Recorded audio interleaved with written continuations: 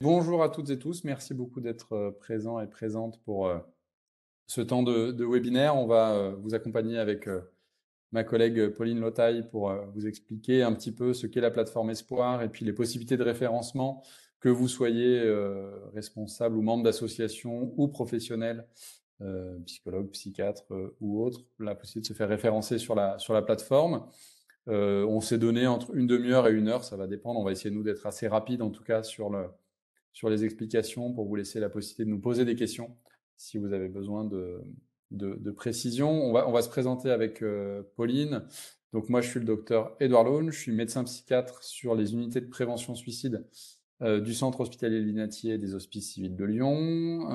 Je suis l'investigateur principal, c'est comme ça qu'on dit, de cette recherche qui donne lieu à la naissance de la plateforme Espoir. Et j'ai surtout la chance et le plaisir de travailler avec des collaborateurs et des collègues de grande qualité. Et c'est ce qui fait toute la force de ce projet. Donc, je vais laisser Pauline se présenter. Bonjour à tous, alors je suis Pauline Lotaille, je suis chargée de projet au Centre de prévention du suicide à Lyon et je travaille exclusivement sur l'étude Espoir. Du coup, peut-être on va mettre le diaporama pour qu'il y ait un petit peu de texte qui aille avec les Ça marche. explications qu'on va pouvoir vous donner oralement. On va être bref, hein. L'idée, c'est en quelques minutes de vous expliquer un petit peu la genèse du projet et puis les étapes à venir là, dans les jours et les semaines qui viennent. Alors, le PowerPoint devrait arriver.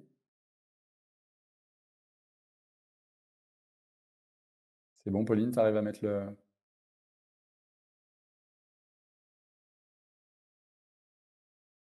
Là, on voit ton écran, mais on voit pas le... Oui. Est-ce que vous voyez mon écran là? Ouais, mais on n'a pas le PowerPoint. Ok, alors je vais juste regarder. Je pense que dans partager, tu peux choisir, tu sais... faut bien que tu cliques sur PowerPoint, sinon ça va mettre partager l'écran. Alors l'onglet. Alors peut-être juste le temps qu'on arrive sur le plan technique à mettre le PowerPoint, vous dire que donc Espoir, hein, Espoir, qu'est-ce que ça veut dire? Ça veut dire endeuillé par suicide, plateforme d'orientation, information et ressources. C'est un projet qui n'est pas né la semaine dernière, hein, ça fait plusieurs mois qu'on est au travail. Je dirais qu'en tout, ça fait à peu près 2 ans que l'idée a germé de pouvoir créer cette plateforme. Ça fait encore un peu plus longtemps que le besoin était là, mais en tout cas que vraiment le projet Espoir a pris forme, c'était à peu près il y a 2 ans. On était au moment du Covid, on y est toujours, hein, mais voilà, on était à un moment où pas mal de plateformes naissaient, apparaissaient, et on s'est rendu compte que finalement, comment je vais dire ça, les outils numériques pouvaient aider quand même, hein, ils n'ont pas que des avantages, mais ils en ont quand même certains, et ils pouvaient notamment aider à relier les gens entre eux, à mettre en relation notamment les personnes qui ont des besoins en termes de santé ou de psychique et les professionnels, les associations qui peuvent participer. Donc c'est ce que je vous disais, voilà, Espoir, hein, vraiment une plateforme pensée pour les personnes endeuillées par suicide autour de l'orientation, de l'information et des ressources. Alors, on va peut-être mettre la diapo suivante pour vous dire rapidement, hein, pour chaque suicide, alors vous savez qu'en France, il y a environ 25 suicides par jour. C'est quand même énorme, hein, ça fait entre 8000 et 9000 suicides chaque année. Donc c'est très important. Pour chaque suicide, il y a environ 6, voire 10 ou 14 personnes endeuillées et près de 135 personnes impactées. Donc ça fait énormément de monde qui peut avoir des besoins dans l'après-suicide. Et ces besoins, souvent, ne sont pas comblés. C'est ça le gros problème. Parce qu'on manque soit de dispositifs dédiés ou parce que les dispositifs existants ne vont pas forcément rencontrer les personnes. Donc les associations font un travail remarquable depuis longtemps, on le sait, et puis parfois il peut y avoir des besoins de soins et les besoins de soins ne vont pas forcément se rencontrer, et puis les gens des fois vont découvrir les dispositifs ou les associations un peu tardivement, et on sait que plus cette rencontre se fait tôt, et plus c'est bénéfique pour les personnes. Du coup, on va voir sur la diapositive suivante que il y a un terme un peu spécifique, hein, pour tout ce qui se passe après un suicide, c'est ce qu'on appelle la postvention. Alors, il y a un terme qui peut être un peu inhabituel, mais qui est en tout cas l'ensemble des mesures d'accompagnement, de soutien, d'intervention qu'on peut déployer à la suite d'un suicide. Et l'objectif, c'est d'en prévenir les conséquences négatives pour l'ensemble des personnes exposées, que ce soit les familles, les professionnels de santé, l'entourage au sens large, d'autres usagers, des patients ou d'autres membres d'établissement quand le suicide a lieu dans une institution. En tout cas, c'est vraiment une prise en compte globale. Alors, Espoir ne répond pas à tout ça. Espoir se situe dans le champ de ce qu'on appelle la postvention individuelle, c'est-à-dire vraiment la postvention qui est dédiée aux personnes endeuillées, qui se sentent endeuillées. Alors, le plus souvent, ces personnes, ce sont la famille, ce sont les amis proches, mais parfois, ça peut être un peu plus large et l'idée, c'est de pouvoir accompagner, aider, soutenir toute personne qui se sent endeuillée dans les suites d'un suicide et qui souvent se sent assez seule. Alors, on va voir sur la diapositive suivante que finalement, cette idée d'utiliser les ressources numériques, c'est pas nous qui l'avons inventée, c'est que c'est déjà une réalité. On a fait une étude, donc l'étude Espoir, alors Espoir 2S, à l'époque, il y avait, c'était un peu compliqué, mais peu importe. Cette étude qui a débuté il y a 18 mois, on l'a pensée pour pouvoir créer justement cette plateforme. Et le premier question qu'on s'est posée, c'est est-ce qu'aujourd'hui, les ressources numériques, les réseaux sociaux, Internet, sont utilisées ou pas par les personnes endeuillées? Quel rôle est-ce qu'elles peuvent prendre dans le deuil, et notamment dans le deuil après suicide, puisque c'est de ça dont il s'agit. Et ce qu'ont montré nos études, c'est que effectivement, 3/4 des personnes endeuillées par suicide vont utiliser Internet et 2/3 vont utiliser les réseaux sociaux. Donc en fait, il y a déjà, le deuil se fait déjà sur Internet. Et en fait, si on prend un regard un peu plus anthropologique, les ressources numériques sont en train de modifier complètement la manière dont on fait notre deuil dans les sociétés contemporaines, je dirais, par rapport à ce que c'était avant, la manière dont on partage le deuil, la manière dont on va recevoir des condoléances de gens qu'on n'a peut-être jamais vus, mais avec qui on est en lien par les réseaux, la manière dont on peut rester en lien avec notre proche, la manière dont on va trouver justement des ressources, etc. Ça permet, ces ressources numériques, de favoriser l'accès pour des personnes habituellement éloignées des dispositifs d'aide et de soutien, c'est-à-dire notamment les jeunes, les hommes, les personnes plus défavorisées qui, pour plein de raisons, ne vont pas forcément avoir le réflexe, la possibilité, la capacité d'aller vers des associations, des lieux de soins, des accompagnements individuels, et du coup qui vont rester assez loin et qui sont des gens parfois, en tout cas nous c'est notre pratique clinique au centre de prévention du suicide, qu'on va voir arriver très tardivement dans le deuil, et où on se dit peut-être si on avait pu les voir un peu plus tôt, si elles avaient pu bénéficier de soutien un peu plus tôt, les choses se seraient passées un peu autrement.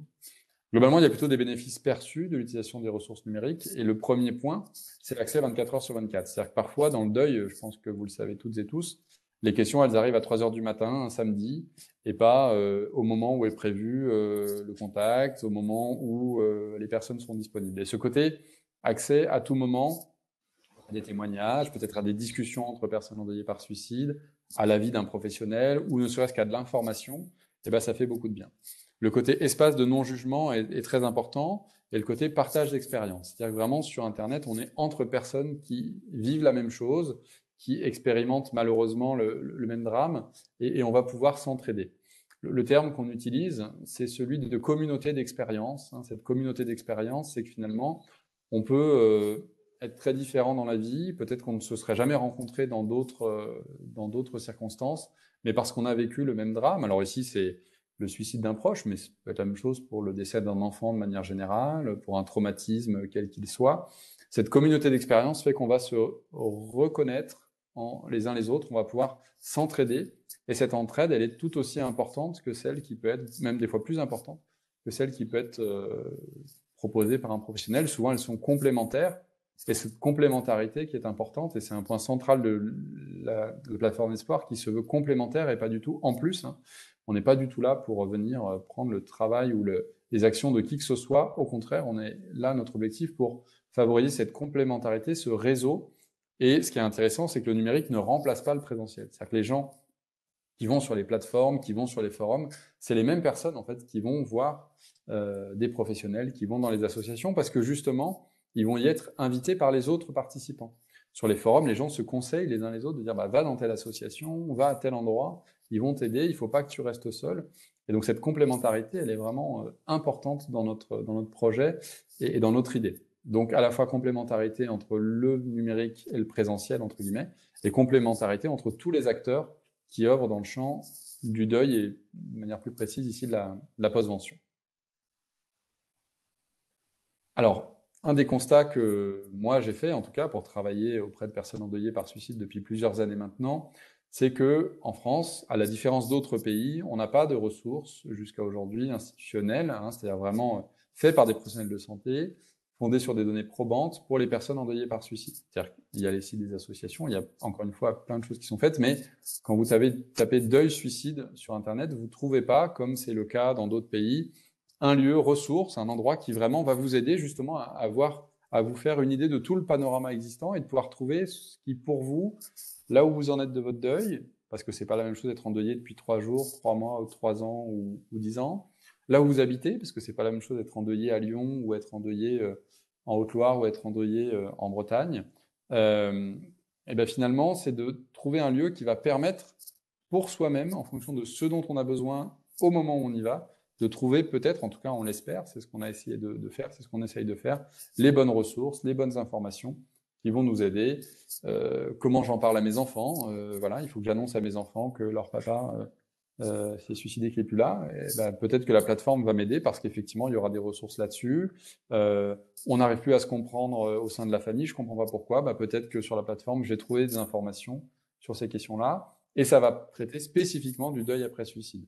Parce que le deuil après suicide a ses particularités. Il n'y a pas de hiérarchie entre le deuil après suicide et les autres deuils. Il ne s'agit pas de dire que c'est pire, moins pire, etc. C'est juste qu'il a ses particularités et que les prendre en compte, ça peut aider les personnes endeuillées par suicide. C'est comme ça qu'était née l'étude Espoir, vous voyez, avec le 2 entre le R et le S, puisqu'il y avait ressources et résilience.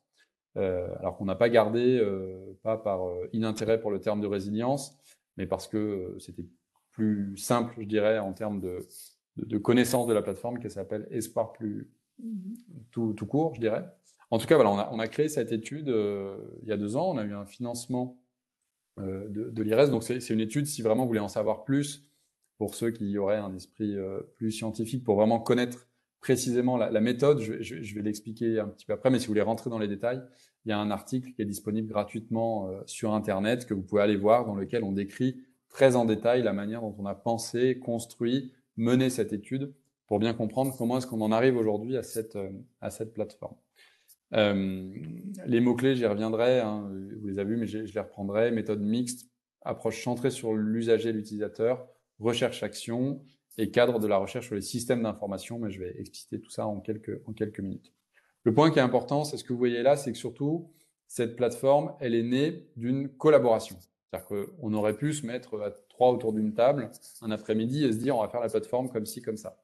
En faisant ça, on aurait peut-être été content, mais on prenait le risque de passer complètement à côté des besoins et des attentes des personnes. Or, ce qui compte, c'est pas nous, c'est que les personnes qui ont besoin de cette plateforme puissent y trouver un espace qui soit réellement aidant pour elles. Et donc, pour ce faire, il fallait une collaboration entre différents professionnels, différentes personnes avec des expertises différentes. Donc nous, je dirais une expertise clinique et de recherche dans le champ du deuil après suicide. Hein, c'est quelque chose qu'on fait depuis plus d'une dizaine d'années maintenant, d'accompagner des personnes endeuillées par suicide, qui nous disent depuis des années, mais il n'y a rien sur Internet, il n'y a pas d'information, on a besoin d'aide. Il nous fallait aussi des spécialistes des liens entre santé mentale et ressources numériques. C'est le cas des collègues du CHU de Lille qui ont monté énormément de projets autour de ça, donc le professeur Guillaume Léva, le docteur Pierre Grand-Genèvre, Margot Mangiev qui sont venus nous aider. Il nous fallait une équipe spécialisée dans la mise en place de systèmes de santé innovants, donc ça c'est le laboratoire Reshape, Julie Esbert et Louise Rouezé qui ont un rôle très important dans l'étude. Et puis, il fallait des gens capables de monter une plateforme numérique en santé. Et c'est ce que fait Interlude Santé, qui est une association dédiée à la création d'outils numériques en santé. Donc, Nathalie Laplace, Simon Bétan et Elise Petit qui ont fait un travail remarquable pour arriver à cette plateforme dans quelques minutes.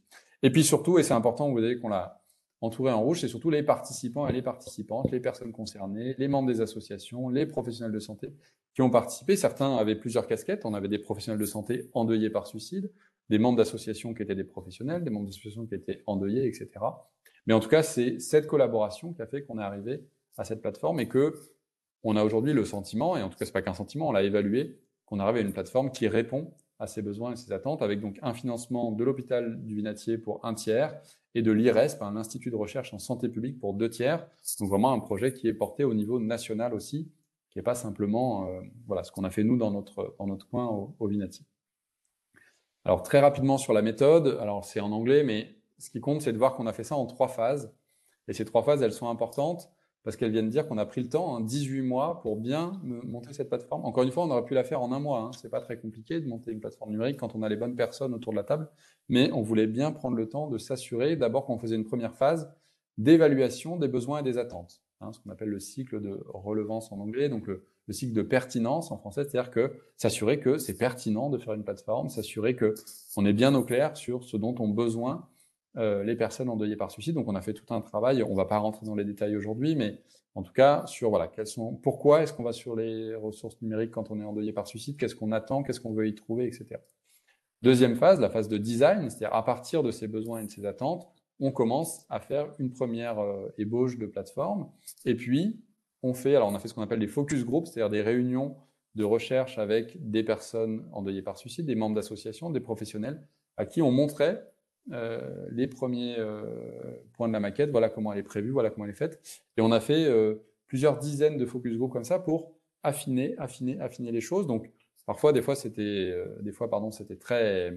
Voilà, on est allé dans les détails des détails. Pourquoi est-ce que là, on écrit tel mot, pas tel mot, telle couleur, tel motif, mais pour être certain que tout est vraiment bien fait dans la plateforme. Et puis enfin, dernier point, ce qu'on appelle le cycle de rigueur, c'est-à-dire là, c'est la science qui revient. On a fait notre plateforme, on l'a designée en fonction des attentes, avec des retours itératifs des personnes concernées.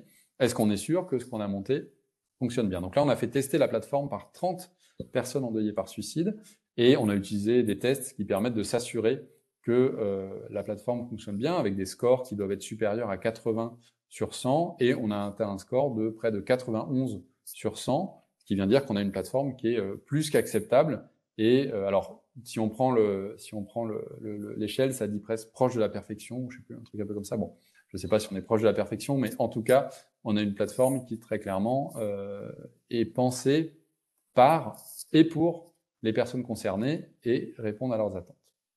Alors, à l'issue de tout ça, c'est quoi les besoins et les attentes? Tout à l'heure, je vous dis il faut répondre, c'est quoi?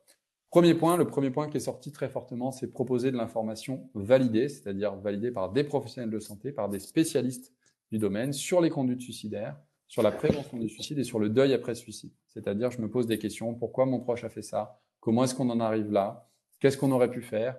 Et moi, je vis telle expérience dans mon deuil. Est-ce que c'est normal que je lui parle? Est-ce que c'est normal que je ressente sa présence encore, etc. Toutes ces questions, il y en a des dizaines et des dizaines que les personnes se posent. Comment est-ce qu'on peut y répondre et que des professionnels puissent y répondre? Deuxième point, offrir un espace d'accès à d'autres personnes endeuillées par suicide. Le besoin, je parlais tout à l'heure de communauté d'expérience. Je ne suis pas seul.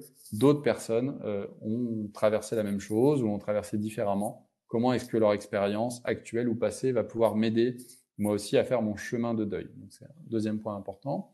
Troisième point, offrir un espace d'accès à des professionnels de santé mentale. Alors, ça, on a dû faire des choix. Hein, et une demande de téléconsultation, c'est pas quelque chose auquel on peut répondre pour l'instant. Peut-être qu'à terme, la plateforme y répondra. Aujourd'hui, ce qu'on a mis en place, on vous le dira tout à l'heure, c'est un chat différé. Ça sera possible de poser des questions à l'équipe Espoir, qui y répondra de manière différée, c'est-à-dire dans les 48 à 72 heures. Mais ça, Pauline vous expliquera plus en détail comment ça fonctionne. Et enfin, le dernier point, et c'est pour ça que ce webinaire aujourd'hui était important pour nous, s'articuler avec le réseau existant. Et ça, c'était un besoin et une attente forte des personnes endeuillées par suicide, mais pour nous aussi. Encore une fois, on n'est pas là, nous, pour prendre la place de qui que ce soit, se trouver meilleur que qui que ce soit. Il y a tellement de personnes endeuillées par suicide chaque année en France, près de 100 000.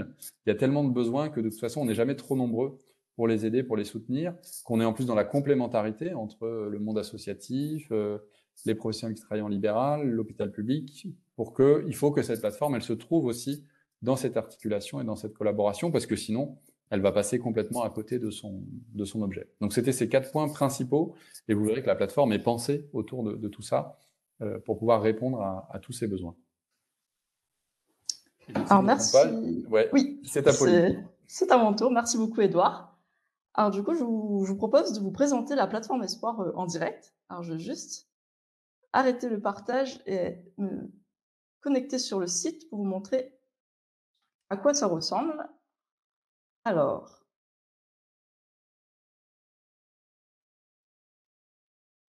je me connecte.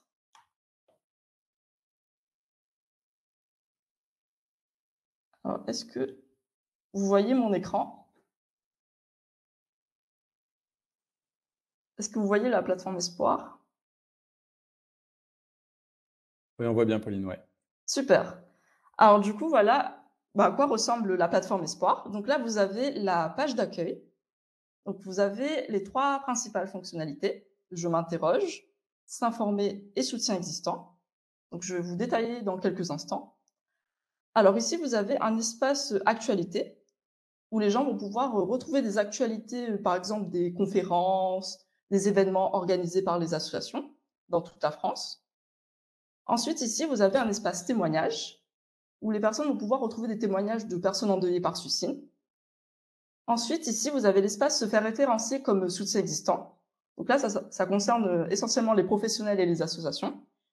Et donc, le principe, c'est pour permettre aux professionnels et aux associations de communiquer leurs coordonnées pour que les personnes endeuillées par suicide puissent avoir accès. Donc ensuite, vous avez le bas de page, la bas de page du site Espoir. Donc toutes ces pages, vous allez retrouver dans le menu tout en haut. Donc là, vous avez le menu. Donc je vais vous présenter rapidement chaque page. Ici, vous avez le projet Espoir qui résume un peu comment est né le projet et aussi les missions de la plateforme. Ensuite, vous avez l'espace témoignages qu'on retrouve à nouveau ici. Donc là, vous avez accès à l'ensemble des témoignages. Donc là, on a des témoignages de personnes endeuillées qui ont perdu des enfants, qui ont perdu des frères et sœurs, afin que les gens puissent s'identifier, enfin trouver une histoire qui fait écho à la leur. Ensuite, vous avez une page nous contacter qui permet aux gens de s'adresser à l'équipe Espoir. Donc ça peut être des questions administratives, des problèmes, signaler des problèmes techniques ou même demander des collaborations avec l'équipe Espoir. Ensuite, vous avez l'espace se faire référencer. Donc ça concerne essentiellement les professionnels et les associations. Et en fait, pour vous expliquer comment ça marche, donc vous avez un petit bouton, donc faire une demande. Donc l'idée, c'est que vous allez avoir un formulaire à répondre. Donc voilà, pour les professionnels, à quoi ressemble le formulaire. Et du coup, le principe, c'est vraiment de récolter des informations qui vont nous être utiles pour mettre, donc je vais vous montrer plus tard dans l'espace soutien existant. Donc c'est par exemple les coordonnées, les activités proposées par les associations, les professionnels. Et aussi ces formulaires, c'est pour aussi attester du sérieux des professionnels et des associations, donc éviter peut-être les gens pas sérieux, les charlatans. Donc ensuite, là, vous avez l'espace ressources pour les professionnels. Donc là, vous avez essentiellement des articles scientifiques, des publications. Donc c'est accessible à tous, donc même aux gens qui sont curieux, ils peuvent accéder à cet espace. Ensuite, vous avez la page contributeurs. Donc là, c'est pour mettre en avant les gens qui ont contribué à la plateforme Espoir. Parce que ce qui est intéressant, c'est que la plateforme Espoir, ça rassemble plein de gens qui, par exemple, peuvent écrire des articles, soumettre des travaux artistiques. Et du coup, ils sont mis en valeur dans cet espace. Et ensuite, vous avez l'espace partenaire. Donc là, c'est pour mettre en valeur tous les personnes qui nous soutiennent dans ce beau projet. Donc là, on retrouve nos partenaires essentiels. On a cité dans le diaporama précédent.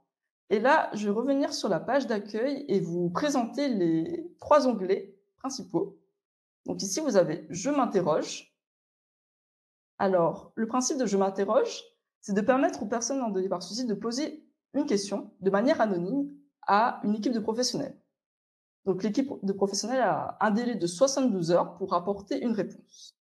Et en fait, ce chat différé prend un peu la forme d'une sorte de foire aux questions, parce qu'une fois que la personne va poser sa question, donc par exemple ici vous avez une question, la réponse apportée par l'équipe de professionnels va rester affichée. Donc ça va permettre aux gens qui peut-être se posent la même question d'avoir accès à la question et à la réponse. Donc là, vous avez les questions qui sont organisées en 6 thèmes. Et bien sûr, si on ne retrouve pas la question qu'on se pose, il y a toujours possibilité de poser sa propre question en cliquant sur ce bouton «Je souhaite poser une question».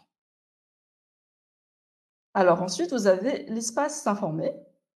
Alors ici, c'est pour permettre aux gens de trouver diverses ressources en lien avec le deuil après suicide.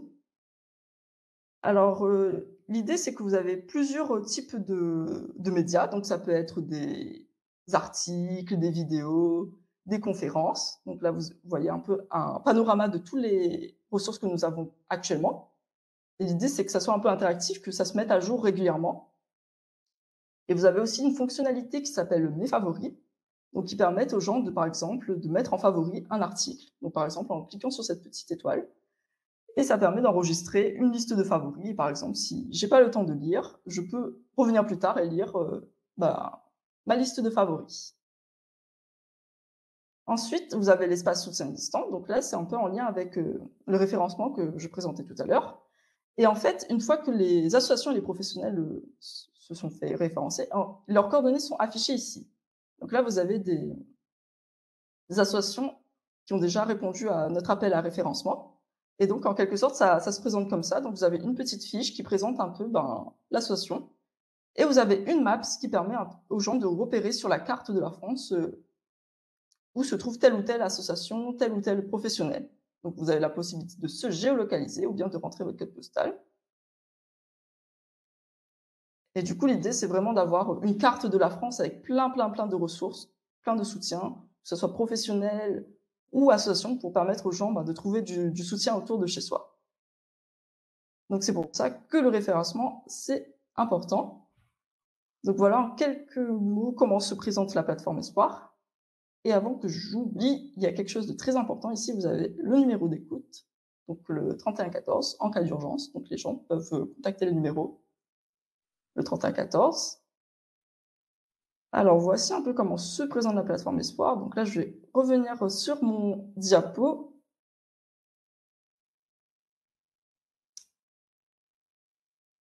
Alors, donc voilà. Est-ce que vous voyez bien mon diapo? Ça y est? Est-ce que vous voyez mon diapo? Ouais, C'est c'est bon, bon? Pauline, ouais, ouais, c'est Super, bon. merci. Alors du coup, voilà, donc je vous ai présenté un peu comment se présente la plateforme Espoir. Et en fait, pour résumer, enfin, se faire référencer sur Espoir, c'est important parce que ça vous permet d'être pionnier de ce type de plateforme à l'échelle nationale. Donc, comme on l'a dit précédemment, en France, ça n'existe pas encore. Donc, c'est une grande première. Donc, ça permet aussi de donner accès à vos coordonnées aux personnes qui souhaitent être accompagnées, parce qu'on a vu que c'est pas facile. Enfin, quand on vient de perdre quelqu'un, on est bouleversé et c'est pas facile de trouver des informations, de devoir rechercher sur Internet. Donc, l'idée, ce serait vraiment de centraliser les coordonnées des associations et des professionnels dans un même espace. Et aussi, c'est d'intégrer un répertoire de spécialistes sur la question de la postvention. Alors pour ça, nous avons envoyé, enfin, nous vous avons envoyé une plaquette d'informations. Enfin, je ne sais pas si vous l'avez reçue, mais dans le cas contraire, on pourra vous la réenvoyer. Et l'idée, c'est en fait que vous avez deux espaces, donc association et professionnels de santé. Et donc, en cliquant sur ces petits boutons, vous allez tomber sur des formulaires, parce qu'en fait, le site Espoir est disponible qu'à partir du 20 mars. Donc, en attendant, on a décidé de faire passer des formulaires pour récolter les coordonnées des associations, des professionnels, afin d'avoir des coordonnées disponibles dès le lancement de la plateforme. Donc voilà comment se présentent les formulaires. Et l'idée, c'est juste de remplir et d'envoyer, de soumettre. Et du coup, nous, on récolte les données et on les ajoute manuellement sur le site Espoir, afin qu'on puisse avoir quand même des données, enfin des coordonnées d'ici la sortie du site Espoir. Alors, je ne sais pas si, Edouard, tu veux rajouter quelque chose?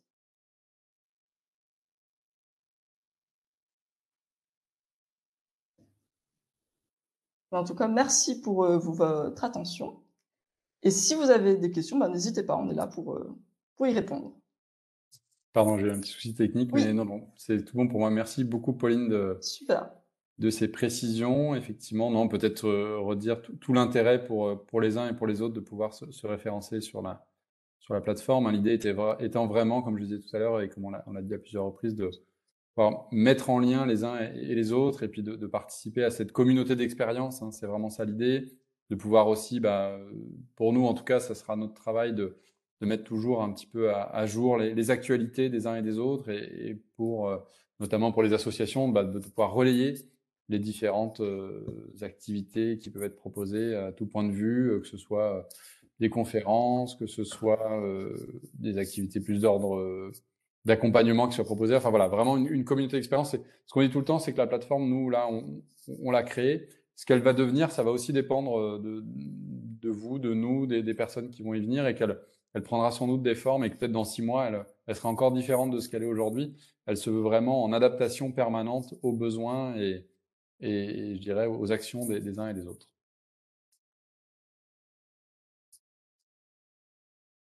Alors peut-être qu'on peut prendre effectivement un temps de de questions-réponses. On peut peut-être répondre. Il y a des questions dans le chat, peut-être qu'on peut y répondre oralement. Alors, c'est vrai pardon, tu n'as pas présenté Kouchrim Bislimi est aussi présent. Il a été pendant plusieurs mois avant Pauline le chargé de projet sur Espoir. Ils sont aujourd'hui tous les deux avec Pauline. C'est Pauline qui a pris plus la main là, sur les dernières semaines de confection de la plateforme. Mais en tout cas, vous voyez encore une fois le côté collaboratif et la participation pluridisciplinaire de nombreuses personnes.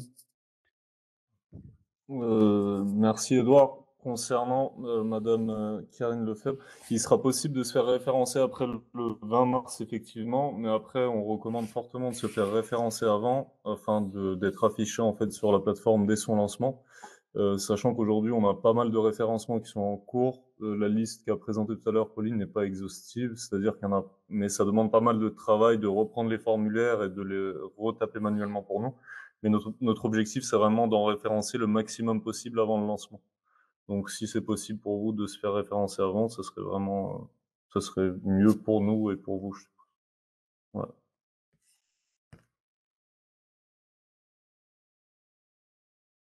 Notre idée, voilà, c'est que dès le lancement, les personnes puissent trouver de l'aide et du soutien.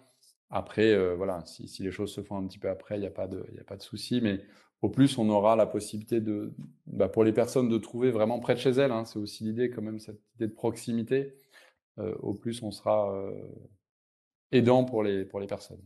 Voilà. Après, je ne sais pas ce qui peut constituer des freins. On peut imaginer qu'il y a peut-être des avis à avoir en termes, selon les situations, peut-être si vous êtes au sein d'une association, l'avis de l'ensemble du CA ou des questions comme ça, ce qu'on comprend tout à fait. En tout cas, n'hésitez pas, on va vous donner là des coordonnées hein, pour nous contacter. N'hésitez pas à revenir vers nous. On est dans l'idée de s'adapter de toute façon à chacune des situations, donc on peut adapter les choses sans aucun problème.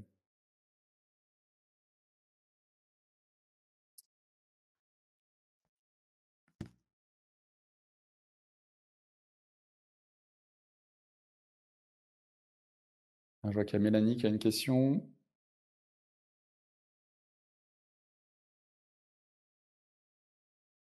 Oui, de toute façon, c'est ce qu'on se disait, Mélanie, effectivement, que ce serait important qu'Alinéa puisse être référencé. Normalement, on a la possibilité hein, de référencer. Alors, effectivement, peut-être qu'il y a professionnels et associations, mais je pense qu'on peut tout à fait mettre. D'ailleurs, peut-être qu'il faut qu'on change, ça me fait penser. Pas qu'on mette association, peut-être qu'on mette plus large. Mais en tout cas, je pense que pour Alinéa, parce que je pense que c'est ton idée, on peut le faire tout à fait. Dans la rubrique association, finalement, c'est plutôt le côté dispositif au sens large. Après, c'est vrai que la réalité, c'est qu'il y a quand même beaucoup plus dans le secteur associatif que au sein de l'hôpital public, mais là, on va trouver une solution dans tous les cas, il n'y a pas de souci. Je ne sais pas Kouchrim et Pauline, mais il me semble que enfin, ça devrait répondre a priori au...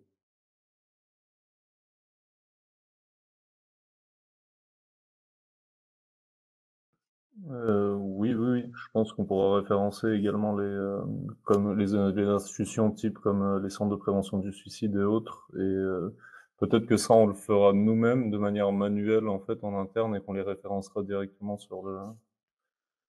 sur la page référencement en fait. Pour ce qui Oui, est c'est ça. des institutions publiques en fait. Et concernant plus parce que je pense pas qu'il y ait d'opposition des hôpitaux publics à être référencés sur ce genre d'annuaire, mais qu'on peut le faire, je pense, nous-mêmes, en plus qu'on ait un financement public. Et voilà, donc c'est plus concernant les assos qui veulent faire référencer ou pas. Et peut-être le souci entre guillemets qu'on a un petit peu, c'est qu'on a l'accord en fait verbal de nombreuses associations, mais qu'on peut pas, comment dire, il y a des informations plus précises qu'on peut pas entrer nous-mêmes, et du coup, ça nous prend un peu plus de temps de les recontacter directement par téléphone pour pouvoir avoir ou remplir les formulaires. Donc, ce qui nous aiderait vraiment, c'est que les associations remplissent directement le formulaire. Donc voilà, je me répète peut-être un peu, mais voilà. Merci. Pour la question sur la possibilité de communiquer sur ce qui est proposé, c'est justement l'idée. Hein. C'est-à-dire à la fois de pouvoir le mettre de manière générale dans la... Donc vous avez vu hein, sur la carte, quand vous cliquez sur un dispositif ou un professionnel, on peut marquer un petit peu en détail ce qui est proposé. Et par ailleurs, s'il y a des actualités, c'est-à-dire on va faire un groupe de parole tel week-end, ou je sais qu'il y a des associations qui proposent des week-ends, notamment de postvention, ça fait partie tout à fait des choses qui pourraient être dans les actualités. C'est-à-dire il y a un week-end qui est prévu en avril par telle association, tel week-end, et c'est comme ça qu'on peut s'y inscrire, des choses comme ça. Ça fait exactement partie des missions de la plateforme Espoir. Et je dirais, plus on a d'informations de ce type, plus on remplira notre mission. C'est-à-dire qu'il faut que les actualités, alors faut pas qu'on ait 10 actualités par jour, mais je pense qu'on n'en sera pas là.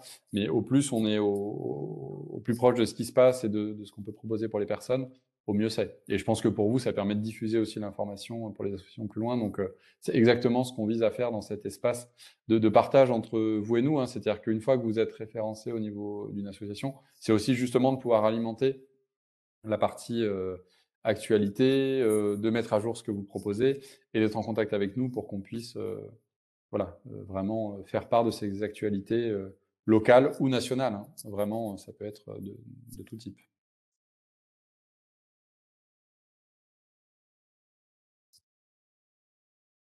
Encore une fois, j'insiste beaucoup sur ce terme, mais il est important pour moi et pour nous de communauté d'expérience, hein. Donc c'est vraiment dans la communauté d'expérience, c'est communauté, c'est-à-dire communauté entre les personnes qui ont des besoins, les personnes qui proposent, parce que ce qu'on sait dans le deuil après suicide, c'est que ceux qui ont besoin à un moment seront peut-être ceux qui aideront plus tard et inversement, et que c'est ça qui fait aussi que on peut s'entraider, on peut s'accompagner. Donc au plus il y a de l'information, il y a de la ressource, il y a de l'actualité, au plus ça aidera peut-être une personne qui savait pas que ça existait et qui va dire mais c'est pas loin de chez moi, je peux y aller, et qui dira je suis arrivé de cette manière-là, et je pense que ça sera en tout cas c'est ce qu'on vise. Encore une fois, c'est ce qu'on vise avec la plateforme, et c'est un besoin qui est ressorti très fort, savoir ce qui se fait vers chez moi pour le deuil. Et notamment, c'est ce que je disais tout à l'heure, hein, pour les personnes qui sont un peu loin, justement, qui, en dehors des outils numériques, vont peut-être pas forcément, pour plein de raisons, faire le pas d'aller vers ce qui peut exister.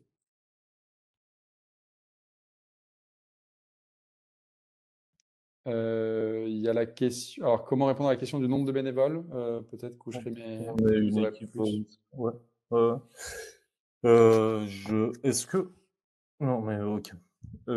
Concernant cette question, vous répondez, moi je suppose, parce que vous êtes de l'association Jalmab, c'est ça? Vous répondez en fait au niveau national, le nombre de bénévoles de l'association. Après l'important c'est, en fait oui et non, parce qu'en fait, il faut vraiment répondre au niveau local ce que vous avez, et après vous avez une question plus bas qui va vous demander en fait, si votre association s'étend sur un territoire plus large, des départements, d'autres départements et tout ça. À cet endroit-là, vous pouvez après entrer le fait que vous faites partie, vous pouvez vous exprimer à l'écrit, hein, vous faites partie d'une association plus large qui se nomme comme ça et qui a des bénévoles sur tout le territoire national, sur tous les départements, ou par exemple du département 01 à 75, ou voilà, la manière dont vous l'exprimez. L'important c'est, pour nous, l'important c'est vraiment que dans l'espace se faire référencer, on puisse exposer en somme,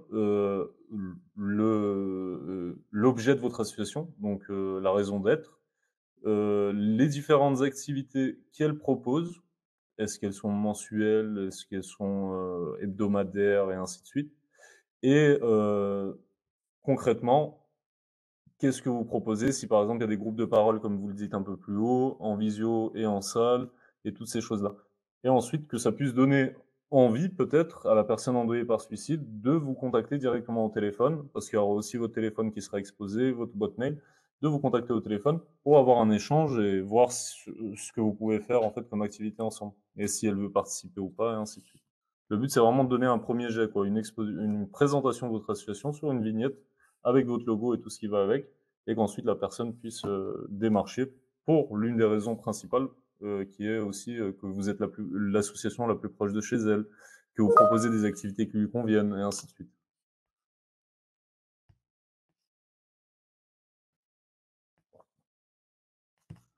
Donc voilà, je sais pas si vous, et n'hésitez pas à réécrire Lougan si vous avez l'impression que je n'ai pas répondu à la question, ou si vous avez des questions supplémentaires. Concernant l'association phare, oui, nous sommes en contact avec eux, dans le sens où ils ont pas mal participé aussi au focus group de co-conception de la plateforme.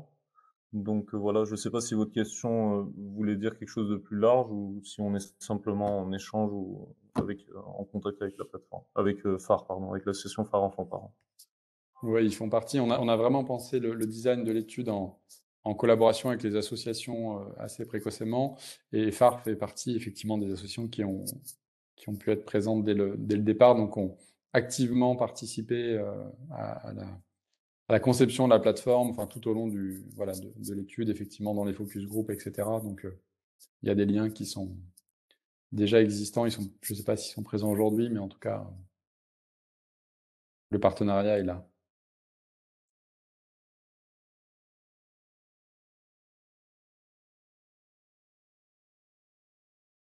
Il reste encore quelques minutes pour des dernières questions, s'il y en a.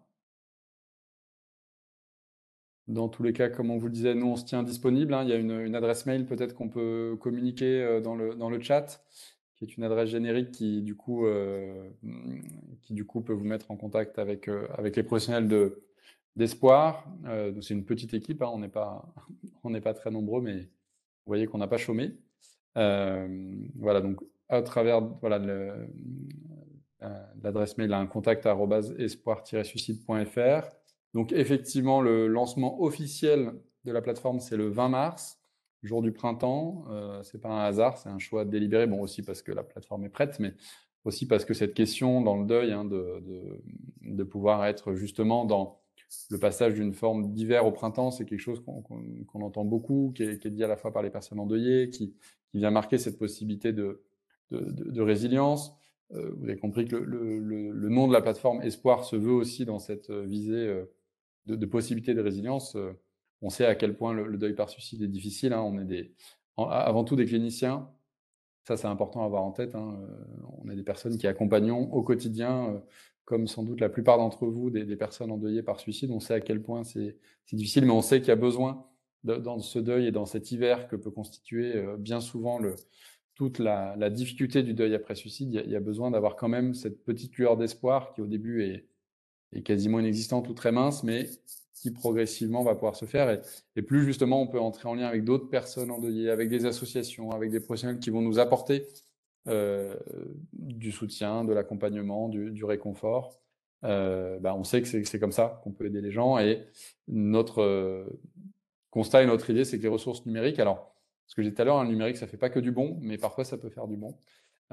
Et on a idée qu'avec la plateforme Espoir, on peut quand même apporter peut-être plus de connexion, plus de collaboration, plus de rencontres et de contacts entre les uns et les autres. Donc on espère que ça fonctionnera. Et en tout cas, c'est grâce à votre participation active, déjà aujourd'hui, et on l'espère vraiment dans les semaines, les mois et les années qui viennent, qu'on arrivera à construire ces partenariats. Voilà. Donc encore une fois, voilà, n'hésitez pas à utiliser l'adresse. On se tient disponible pour vous répondre. Donc le lancement officiel est le 20 mars, mais si vous n'êtes pas référencé avant, ça peut se faire après sans aucun problème. S'il y a besoin effectivement de faire valider ou de prendre le temps d'y réfléchir aussi, hein. Mais en tout cas, notre idée, c'est que tout le monde à y gagner. Et merci beaucoup, effectivement, je rejoins Coucherim, merci beaucoup pour tous vos encouragements. En tout cas, c'est les retours qu'on a depuis qu'on parle, qu'on communique plus sur la plateforme depuis quelques semaines, à la fois des professionnels et des personnes concernées, c'est qu'il y a vraiment une attente et un besoin. Et globalement, pour l'instant, tout le monde accueille la plateforme avec beaucoup d'enthousiasme et de remerciements. Donc, on va tâcher d'être à la hauteur de tout ça. Mais en tout cas, voilà. Et en tout cas, on peut remercier, je le fais, mais Coucherim et Pauline qui font un travail remarquable depuis des mois pour que la plateforme puisse être là dans les temps, parce qu'on avait un cahier des charges assez serré. Il fallait qu'elle soit prête au 23 mars au plus tard. Et voyez, on la lance le 20 mars, donc c'est quand même assez extraordinaire, parce que souvent les projets sont en retard quand même.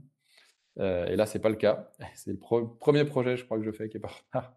Et c'est grâce à Coucherim et Pauline qu'on fait vraiment un travail remarquable. Donc, je profite de ce moment pour les remercier, moi aussi chaleureusement.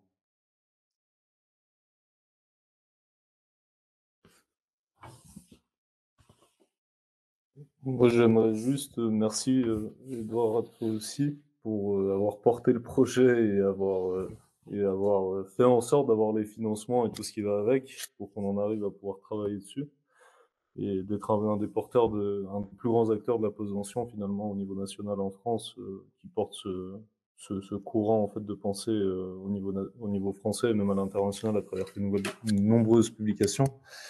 J'aimerais juste finir sur quelque chose. Vraiment, n'hésitez pas à vous connecter le 20 mars prochain. Le 20 mars prochain, on va faire une présentation plus large. En fait, ça va être là, vraiment le jour du lancement de la plateforme où elle sera mise en ligne en direct.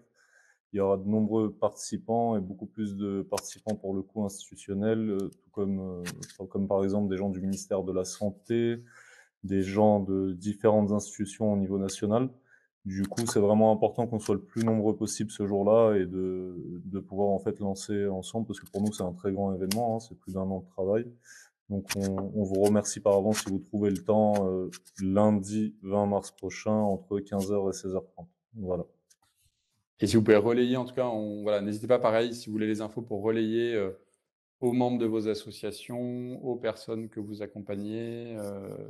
Voilà, enfin, voilà. Effectivement, comme dit Kouchrim, plus il y aura de monde, plus on pourra commencer déjà cette première communauté d'expérience et faire en sorte aussi, il y a aussi une question de plaidoyer hein, autour du deuil qui est importante, de pouvoir aussi faire remonter cette question. On n'a pas le temps là de se lancer sur le silence, malheureusement, assourdissant autour du deuil et l'isolement dans lequel on laisse les personnes endeuillées au sens large et les personnes endeuillées par suicide particulièrement. Mais le rôle aussi de ces plateformes et de tout ce que vous faites, voilà, c'est de lever ce tabou qui est quand même très important. Et là aussi, on n'arrive pas... on sait tout le travail qui est fait par les associations et encore une fois, plus on sera nombreux, mieux ce sera. Et donc voilà, ce webinaire sera aussi l'occasion, entre autres, de faire ce travail de plaidoyer. Donc, merci à vous. Merci à tous. Merci d'avoir pris le temps de participer, d'assister à ce webinaire. Et on vous attend nombreux pour le webinaire du 20 mars. Et n'hésitez pas à nous écrire si vous avez des questions, on reste disponible. Merci infiniment. Et on va prévoir une affiche de communication, Mélanie demande, effectivement, on est au travail là-dessus. Ça arrivera tout bientôt. Merci beaucoup, bonne fin de journée, et puis à très bientôt, et merci et bravo ce que vous faites les uns et les autres dans ce champ si important. Merci, au revoir. Au revoir.